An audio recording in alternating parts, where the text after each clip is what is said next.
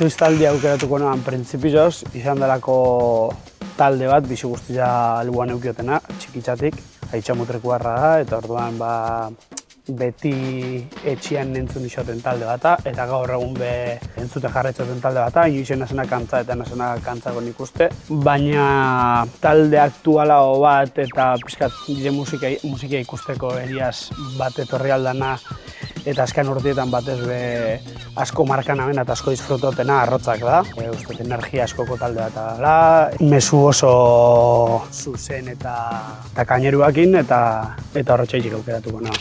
Hau nitzako pixkat errezagoa da, nik uste, ripen note mugaz diskuaz geratuko nintzen. Musikan kontzientzi bat eukitzen hasi nintzen momentutik bai albuan euketen talde bat eta diskoa dira, bastante gaztetatik hasi ginean funka entzuten eta beste genero batzuk entzuten, horrendan talde bat da, Lekitxoaz harreman oso estukiaren talde bat da bai, Zuluan askotan entzun dugu talde bat, beti horrendan talde bat. Igualitzeko galdera gatxena erantzuteko hau izan da, baina kanta bat aukeratzekotan talde eta disko mugura aukeratu ez duten beste talde bat aukeratukot, beti horrendan bai, Ume Gaiztuak taldea da, herriko taldea, eta Ume Gaiztuen Loa kantia izango zen. Beti abestu izan dugun kanta bata, oroitzapen oso politxak ekarten abesena, eta ez dakit, laguntasunen inguruan berbaitzen daren kanta bat, momentu gordinenetan hor daukazu zen lagunen inguruan, eta sentimentu eta oroitzapen asko ekarten abesen kanta bata, nire herrizena, orduan Loa. Hemen aukeratu alko noa zan pilo bat, beste galderetan modura, baina aukeratuko dut taldien oker kantako esaldi bat edo letria. Ongi dabiltzalakoan, ez dabiltza ondo, norabide okerreko zuzenbidean, zuzena ez dabil ondo, okerrak ondo bagabiltza eta ez gabiltza oker. Modu askotan ulertu aldan esaldi bat da, baina niri beti lagundu izan hau reafirmaten eitzen gabizen honetan, zuzeu egin filosofian, politiki ulertzeko moduan eta bizira ulertzeko moduan generalean eta horretxaitxik aukeratu dut. Bai aukeratu galko neban Anarin edo zein kanta, ustotelako Anari dela euskal musika dintzan dagoen letragile honena, baina kasu honetan duten oker hartzea erabakiak. Hemen bi aukeratukotez, ez da gustaten referentia kanpuan topatia, inoiz ez nazizan ezagutzen ez duten jentia referente mura hartzeko pertsona bat, orduan inguruan daukatezen eta ezagutzatezen jentia aipatukot. Birak musika munduan bagaje asko dauken pertsonak.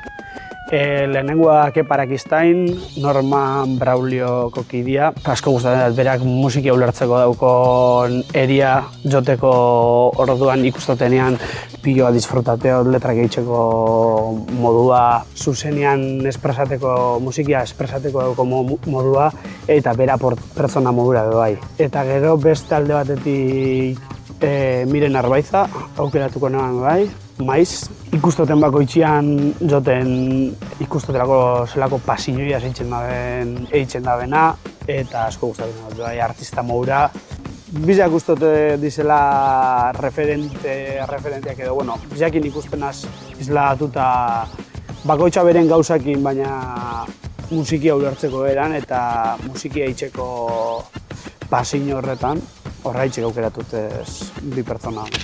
Etxean vinilua goako entzutia, etxean musikia entzuteko eta normalean izaten da tarte bat hartuta.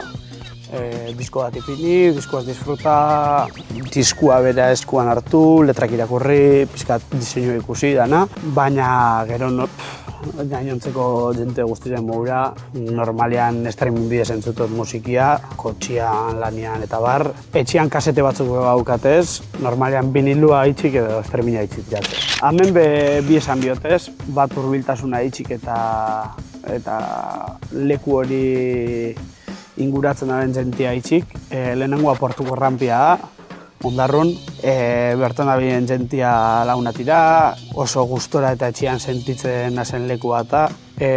Zikinaz gendun oindala pare bat urte bertan, eta pasada bat izan zen. Eta beste leku bat, zoritxarrez, ja estan asistiduten, desalojadela urte pilo bat martxan egon da gero, da Ifanet Squad, Tesalonikan Grezian, aurreko urtean egon ginela bebai bertan joten, eta pasadat izan zen, bera lekua, jente pilo bat etorri zen, gainezka zegoan lekua eta oso oroitzapen politxak ekartzen abezen leku bat da, eta pena handiz, baina ja ez da leku bat.